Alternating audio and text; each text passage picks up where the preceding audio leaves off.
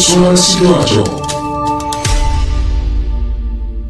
Sahabat, toleransi dan kerukunan antar umat beragama bagaikan dua sisi mata uang yang tidak bisa dipisahkan satu sama lain. Kerukunan berdampak pada toleransi atau sebaliknya, toleransi menghasilkan kerukunan. Keduanya menyangkut hubungan antar sesama manusia. Airlangga Forum edisi Jumat 19 Maret mengangkat tema tentang merawat toleransi menyambut Ramadan. Yakut Khalil Qaumas, Menteri Agama Republik Indonesia menyampaikan, Indonesia sangat beragam dan toleransi adalah kunci bagi negara kita untuk maju.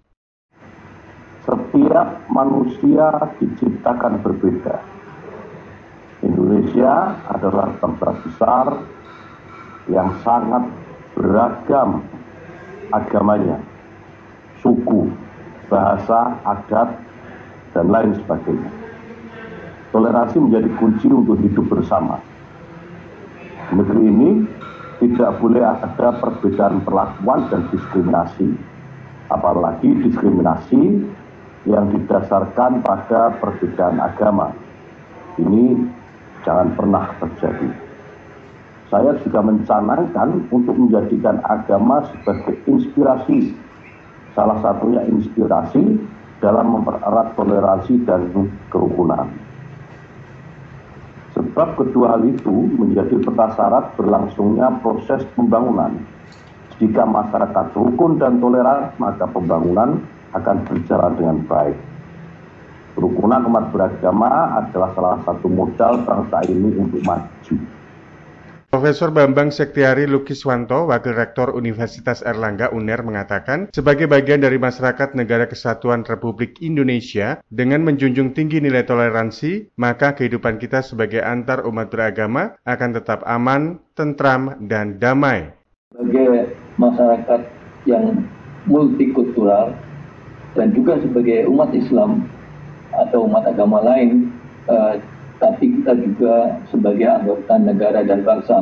Maka kepatuhan kita di dalam menjalankan syariat Islam dan tentu di dalam menjaga keharmonisan hidup sebagai anggota masyarakat bangsa dan negara Indonesia dari Negara Kesatuan Republik Indonesia yang sangat kita cintai ini sangat-sangat diperlukan. Toleransi antar umat beragama merupakan hal yang penting yang harus dimiliki oleh setiap kita warga negara bangsa.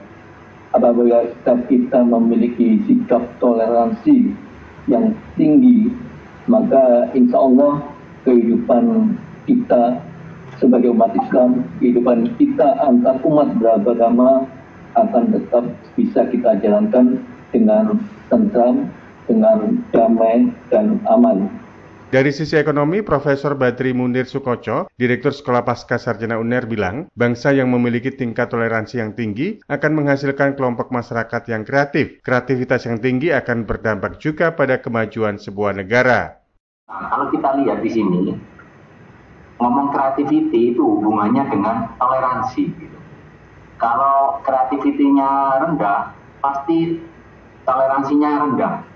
Kita bisa membayangkan bahwa itu saya nggak usah menyebutkan sebuah daerah atau sebuah negara. Kalau daerah atau negara itu tertutup oleh pendatang dari luar, biasanya kemajuannya akan kurang. Itu tesis yang disampaikan oleh Richard Florida, bahwa kalau sebuah negara atau daerah itu ingin kreatif, tentu harus open pada pendatang dengan pemikiran-pemikiran yang open mind. Nah, kita bisa lihat ini saya coba sandingkan bahwa kreativitas yang tinggi, kreatif ekonomi akan jalan kalau ada toleransi, intinya begitu. Nah, kalau kita lihat mana daerah-daerah yang memiliki proporsi orang yang tidak lahir di situ. Paling tinggi ada di Amerika, terus di Kanada 49%, New York City 37%, Doha, Dubai ini cukup tinggi, Singapura juga sama. Singapura ini salah satu negara yang memang diproyeksi untuk memiliki GDP per kapita paling tinggi tahun 2030. Karena apa? Karena di sana menjadi demographic melting pot. Semakin tinggi proporsinya berarti toleransinya di sini semakin tinggi. Ininya begitu. Gitu, ya, semakin tinggi toleransinya, maka semakin tinggi kreativitas yang ada di sana. Sahabat, keberhasilan sebuah negara dan masyarakatnya sangat ditentukan oleh kemampuan untuk menerima dan mengelola kemajemukan. Semakin masyarakat bisa mengelola kemajemukan dan perbedaannya, maka akan semakin matang pula kedewasaan sehingga mendorong inovasi yang mengarah pada kemajuan bangsa. Panji Harto, Suara Sidoarjo.